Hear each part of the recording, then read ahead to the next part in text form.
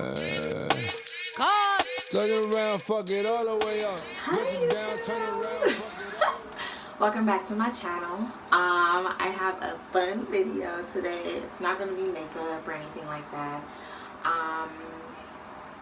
We're gonna do a story time.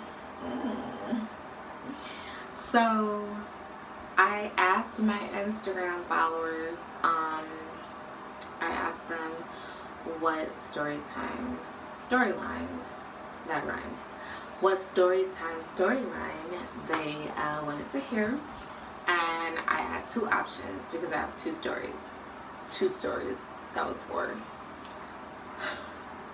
I'm all over the place. So the first story option was story time, I put my ex out of my car. The second option was story time, my ex left me stranded. Now these stories are about two different people.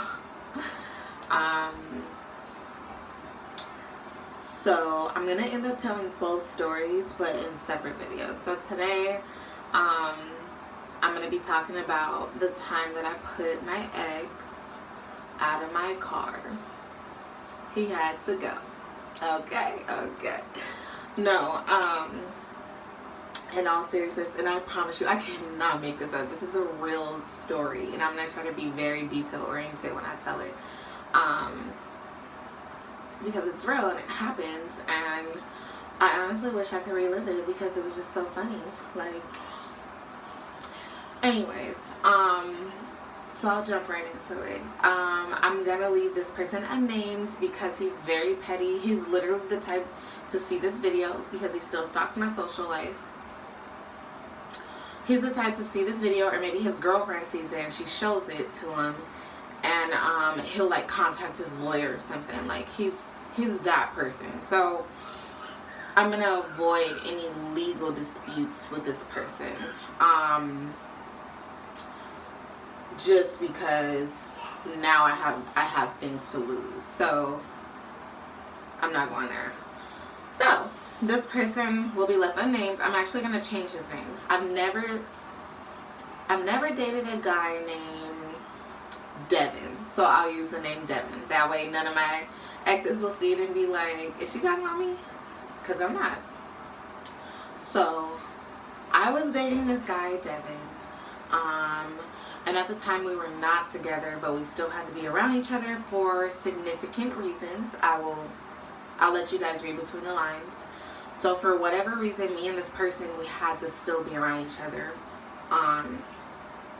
for a significant amount of time. So with that being said, I was going on a job interview. And again, you guys can read between the lines. I had just had my son, and he was maybe like 3-4 months old. He had to be 4 months old because I think this happened in April. So pretty much we were on the 405 going towards, if you're from California then maybe you understand this lingo, we're on the 405 coming from Long Beach, my hometown, to like the South Bay area. But it wasn't like Torrance or Culver City. It was past those two cities, but it definitely was before LAX, Inglewood, that area. So I don't know what city it was, but we were going towards that city. I was driving. We were in my vehicle. He was sitting in back of me, so the driver's side back seat. My child, who was an infant at the time, was in his car seat, of course, in the back seat opposite, so that I could see him at all times with the mirrors and stuff. The parents, y'all know about the mirrors. So anyways, on the drive up there, to be honest, going up there, I don't even remember the nature of the conversation or the argument or what the tension was. But just to be very clear, we were not getting along at this time. I mean, we still don't, but we weren't getting along, and every time we were around each other, it was toxic energy. It was just like so much hate coming from both of us towards the other person. So we could have been arguing about anything. Like, the sky is blue and he said it was green. I'm like, no, it's not, it's clearly blue. Like, it could have been something like that, something really stupid, but we were arguing nonetheless. So I think I missed an exit or something, or maybe the traffic was bad. For whatever reason, no, he showed up late. He met up at my house late, so I started out late and I had to go far. And I want to say he was late because he had to smoke weed. I will never ever date or deal with anyone who cannot function without smoking weed first. Like, they can't eat, they can't sleep, they can't hold a normal conversation without having a bad attitude, they can't have sex, they can't just function like a regular adult without weed. And it's like, people really be like, you can't be addicted to weed. Well, some people out here need some help. Maybe they lacing the blunts, I don't know, but for whatever reason, he thought that that was more important than me getting to where I needed to go on time. And I needed him to be present because at the time my child was not in daycare and he was just really young. And he was breastfed. So I needed someone there to be with him, whatever. So I was late. So that already pissed me off. Knowing me, that's why we're arguing in the car right now. So we get to the destination and the parking is ridiculous. It's like over $20 to park. And I'm only going to be there for 30 minutes. So, no. So I'm not paying for parking. So I had to drive around in the residential area and find a parking spot. By the time I found a parking spot, I was really far. I'm in my heels. They're not broken in. So you know my feet hurt. And I'm already late. No, I'm super late because I didn't park in the structure. And I'm pissed because I'm dealing with a toxic person who literally drains my energy. Like, thinking about it makes me like want to just, I don't know, but it makes me want to do things. So I gotta be careful with what I say. So pretty much I parked. We're still arguing. He's still running his mouth like he always does. And I was like, you know what, I can't even do this. My energy was so drained that I knew that I wasn't going to come in there with the right attitude. And I knew that I was already late. And I knew that I had to walk up a hill and then walk through the parking structure to even find the place. So at this point, I'm pissed. I'm doubly pissed. Maybe triple pissed. But I'm pissed. So I'm like, you know what? I'm going home. I'm not doing this. So now on the drive home, I'm pissed because this man done got me so worked up. I was late. And then I was super late. And then he's running his mouth and I'm in a bad mood. Like, just toxic. And that's why when someone is toxic for you, under no circumstances should you allow that person into your space. Don't do it. Like, even for the smallest things. At that point in time, I thought that what I was doing was so important and I needed him. No. Find a way to do things and to maneuver without involving these people in your life. Don't matter the circumstances. Just do it for yourself. Okay? So, that's a lesson learned. Anyways, so now we're heading on the 405 towards Long Beach, going back home. So now at this point, we're still going back and forth. We're arguing. I'm pissed off. I'm in bumper to bumper traffic because it's, I don't even know what time it is, but it's the afternoon. It's a cloudy, ugly day. Like, it's like drizzling. It's just bad. Like, it's a bad day for me. And it's because this person is around me. Like, this person is breathing the same air as me and just, I can see them and their nasty aura and their toxic energy, and they literally disgust me at this point in my life. So I'm driving and I'm glaring at him in the I guess that's the rear view mirror, and I'm just like, ugh. Now, as a woman, you know when the guy that you're dealing with even though we were not together, but we were still dealing with each other. You know when they're like, they have that guilty face. You know when they're doing something they're not supposed to be doing. You know when they're talking to someone or doing something online. Oh my god, my son just screams super loud. He like screams at the TV. Excuse me. I don't know if that picked up in the audio. But so I said all that to say, like, I could tell he was texting someone in my car. So although we're not together, I feel like it's disrespectful. Like, you're in my car, you've pissed me off, and you're texting someone else in my car. Like, stop. You wait till you get home, stupid. So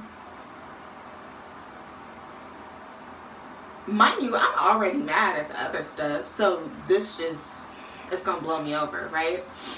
So I'm like, who are you texting? Nobody. No one, Alexis. I know you. Okay. Devin. I know you. I know when you're lying. You're a bad liar at that. This is what's trippy about this person. So this person is, he has a narcissistic personality type. So these people, they prey on empaths, they prey on sensitive people, caring people, people who are kind, people who try to fix people. That would be me. They prey on people like us, and they use and abuse us mentally, emotionally, and physically when they can no longer do so. So basically, when you figure out they're playing mind tricks and doing all this stuff, and you're like, I demand respect, they dispose of you, the relationship ends, and they find a new victim. We were in the like midpoint of the relationship ended, but we were still dealing with each other, but he was also still looking for the next victim. So he was texting the next victim. Okay, I actually literally said the girl's name, and when I said her name, I wish I could have recorded his face. Like, he was so stunned, because the thing is, I knew about this girl that he was dealing with months before, and for a long time I didn't say nothing. I just picked up on certain behaviors and certain interactions that I would see online, certain things I would see in Snapchat and everything, and I would eventually, you know, fact check and be like, oh, who's so and so on Snapchat? And he'd be like, he would say her name like an idiot. Oh, I'm gonna change her name too. Nancy. I'd be like, oh, okay. And he'd be like, why? And I'd be like, no reason. He's so dumb, and he thinks that he's smarter than me. He thought that I was literally just curious. Like, come on now. So I knew about this girl, Nancy. She was dealing with Devin before we were even broken up. Now, Nancy was in a relationship of her own, to my knowledge. So Devin and Nancy's child's father, they don't know each other, but they know each other, if that makes sense. Me and Nancy used to hang out after, like, around 2010. We would hang out in the same group of females, and we would go out to parties and stuff. I actually have story times about that stuff too. But yeah, so me and Nancy, I know Nancy. I know a lot of Nancy's dirty laundry. So I'm just like, I know you ain't dealing with Nancy, because Nancy ain't it, honey. But Devin didn't necessarily want the best candidate. Devin wanted another person to manipulate, and I had to come to realize that. Okay? So that's neither here nor there. So I said Nancy's name. I was like, oh, you're texting Nancy. And Devin was like, you know, totally discombobulated. He couldn't really recover well after I said that. So if you guys know how people who are like habitual liars are, when they get caught in a lie, they get angry, they get irate, they get upset, and that's the #1 way to tell, like, ooh, I'm spot on, I got you. So he got really, really, really, really, really disrespectful after I said that girl's name. Real disrespectful. So screaming at the top of his lungs. Mind you, my kid is in the back seat, so we ain't about to be doing this. screaming at the top of his lungs, calling me out of my name, doing the most. So I was already fed up from the drive up there and the fact that he made me late and all this other stuff. So I gave him an ultimatum. In bumper to bumper traffic, I said, sweetheart, you ain't gonna disrespect me in my car. So you can apologize for what just came out of your mouth, or you can get out of my car. And being the cocky, arrogant person that he is, he said, I ain't apologizing for shit. And he said it just like that. I'm laughing because it's like, people who know me know already at this point of the story, this is bad from here on out. Like, this is so bad. Like, bruh, what was you thinking? You can't act like that and not have a way to get home. Come on, do that in your own car, but not in mine. So, I was in the top lane, the fast lane, so the one closest to carpool.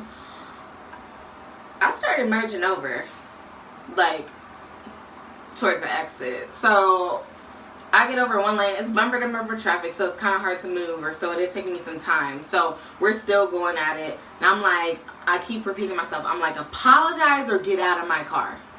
And he's so cocky, he keeps telling me, I ain't apologizing, I ain't apologizing, going off, right? So then a calmness comes over me. When I get calm, you should be worried, okay? He should have known, like, oh, she about to flip. So, I actually didn't flip.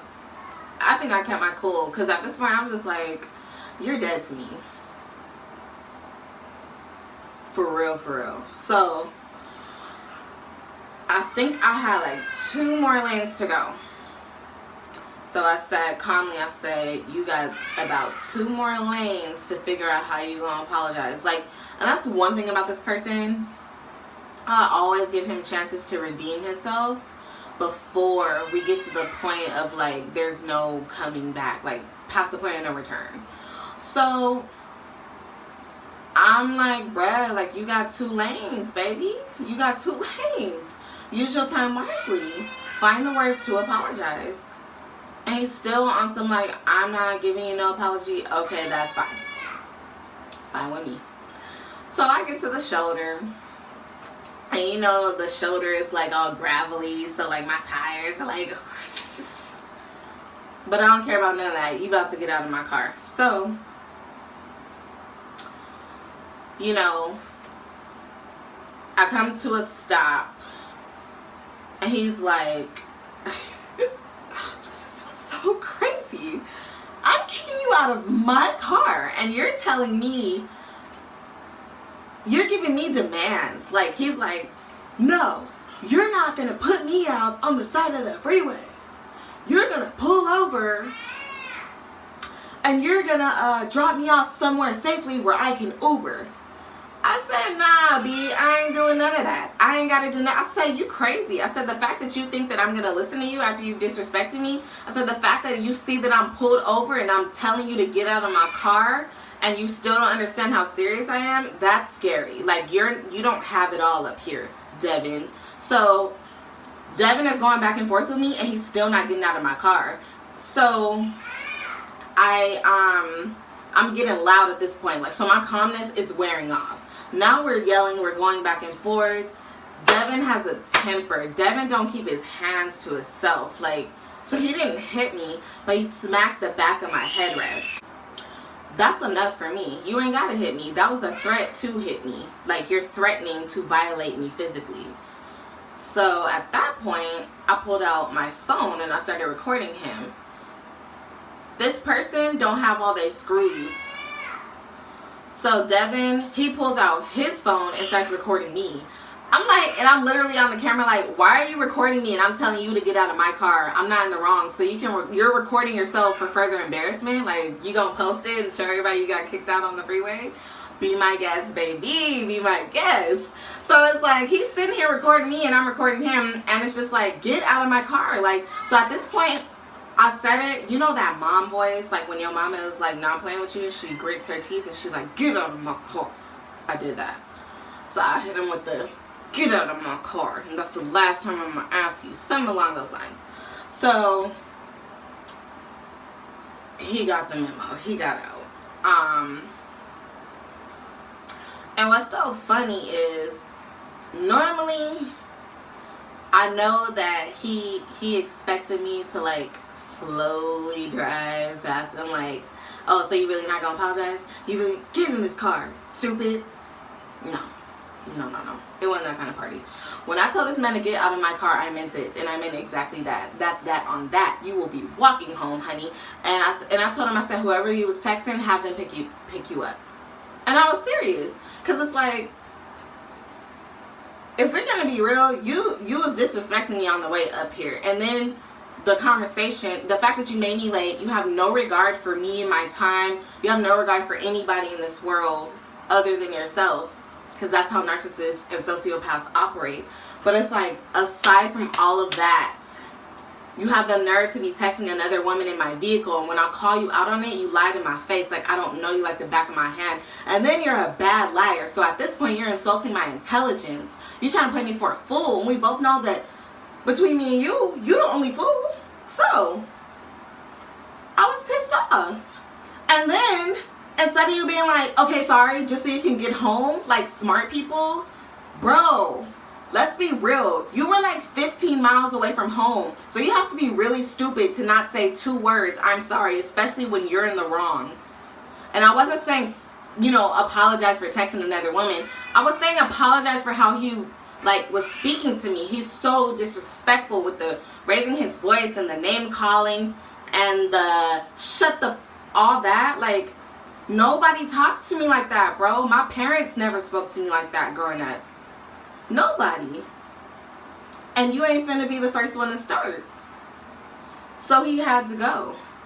So I drove off, and I made sure I looked at him in the rearview mirror. And when I was driving off, because you know we're in traffic, so it wasn't like I could just peel out. That would have been great. That would have been the only thing I would have changed, if I could just zoom off and like leave dust in his face. But anyways, so I drove off, and I looked in the rearview mirror, and I could tell he was trying to walk slow, like to see if I was gonna pull over and change my mind. Boy, bye. Go, and don't come back. So, what's crazy about this whole story, y'all, is I know that some of y'all heard this story, but you heard the other person's version, and it's totally not factual. I know for a fact because I saw the tweets. This person was so set on ruining my image and making himself appear, because that's what narcissists do. So narcissists basically, they live in a fictitious fantasy world where they make themselves and make other people see them as how they want to be. So they make themselves bigger and better than what they really are.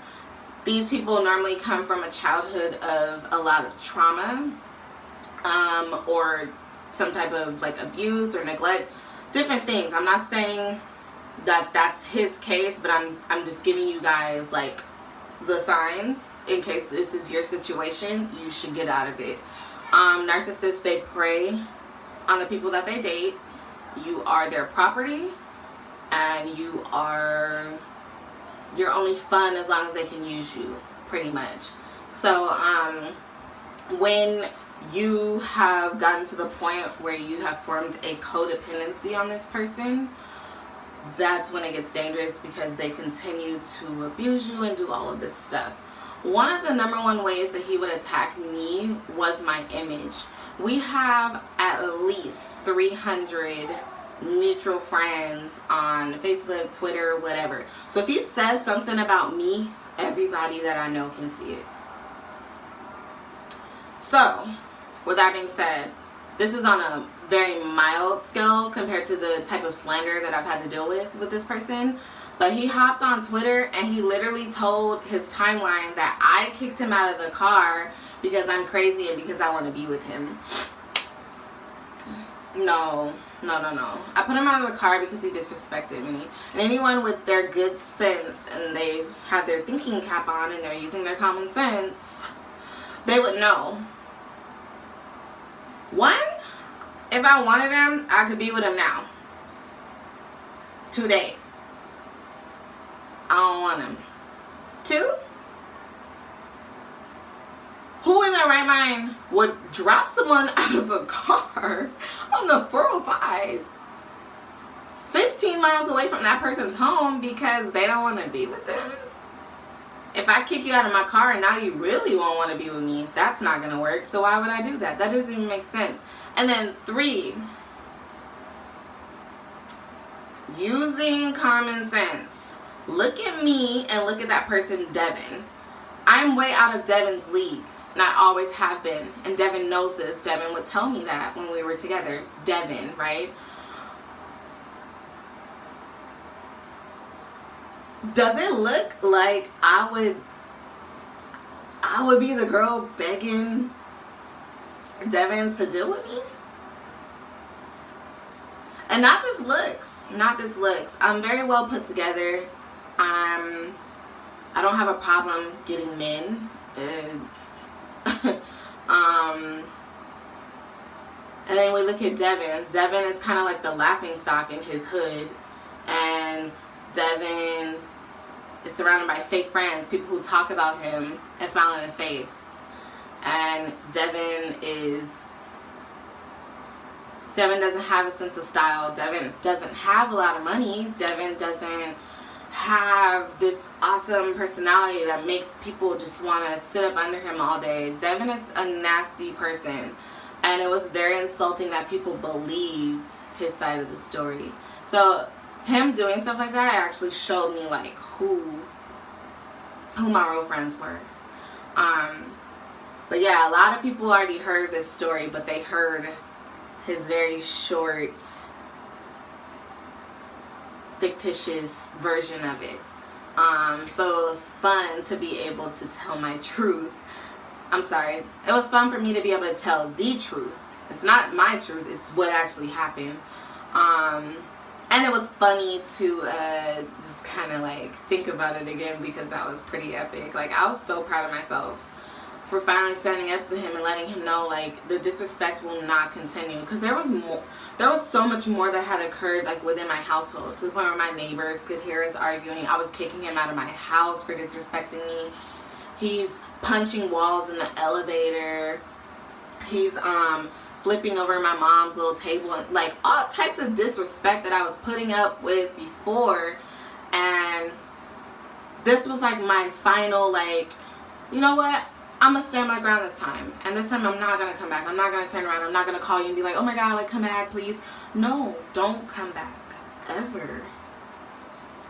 So that was the beginning to so much more disrespect. That's one thing that I wish I would have known. This person is relentless, and they are like set on trying to bring about my demise, and they have not succeeded thus far, but they won't stop.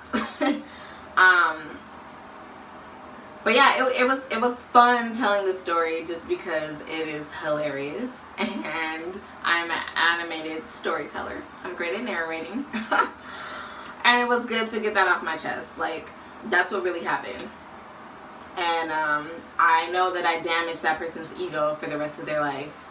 And that's why they had to lie and say that that happened because I want him so much that, you know, I kicked him out of my car. That people who want you, they're affectionate with you. They kiss you, they touch you, they might even sleep with you. Well, none of that going on. People who want you, they're not going to put you out of the car because they know you'll be mad and you're not going to want to talk to them no more. People who want you, they just move different. My actions show that I didn't want him so much. I didn't want him in my space so much. I put him out on the freeway. But people believe whatever they believe on social media. So that is what that is. But I'm going to wrap this up. That was so fun telling that story. I hope you guys got a good laugh because I sure did. My next story time will be about the time that my ex left me stranded. Different ex. So based on my channel, you guys will start to realize that I'm really bad at picking men. So Well, I was. My standards are way different now, and I'm very happy. But yeah, like that's that on that. I hope you guys enjoyed it. If you guys like this hair, I will leave the link in the bio. It is from Posh Hair Boutique. That is my hair boutique, FYI. This is one of my lace wigs. If you guys want a tutorial on this makeup, it's like very bronzy but very like fall like, let me know and I will definitely do that. Thank you guys so much for watching. I love you guys. Don't forget to like, comment, and subscribe. Bye. Backing it up. I'm the king of talking shit, then backing it up. Hey, backing it up.